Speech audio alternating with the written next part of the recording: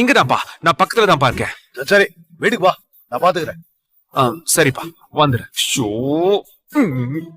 உன்னால இப்ப அப்பா கிட்ட நான் சரியா வாங்கி கட்டிக்க போறேன். வேலு, எதுக்கு இப்படி பயப்படுற? ஹேர் கட் பண்ண தானே வந்தோம்.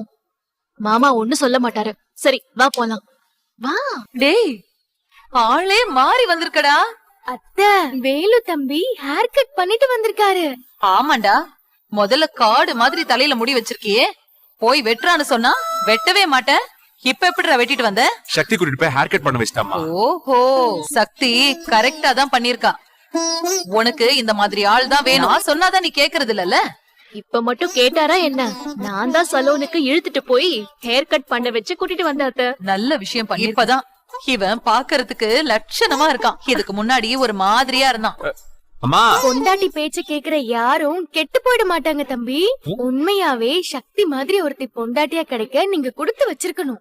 ஆமா, சொன்னதெல்லாம் புரியுது, பாத்துக்கிறேன். உன்னை வியாபாரிங்க சங்கத்துக்கு போய் கணக்கு வழக்கு பாருடான்னா சலூனுக்கு போய் முடி வெட்டிட்டு வந்திருக்க. ஏடா இது போனது ரொம்ப அவசியமா? இல்லப்பா, சங்கத்துக்கு தான் போனேன். வழியில சக்தி என்ன சலூனுக்கு கூட்டிட்டு. நான் சொன்ன வேலையை விட உன் பொண்டாட்டி சொன்னது வேத வாக்கா போச்சோ? ஹேர் கட் பண்ணிட்டு சங்கத்துக்கு போலாம் தான் இருந்தேன். ஆனா நீங்க தான் வீட்டுக்கு வர சொல்லிட்டீங்க. பேச்ச கேட்டுக்கிட்டு பின்னாடியே போயிட்டு இருந்தேன்னு வச்சுக்க, சில நடுத்தெருவுல தான்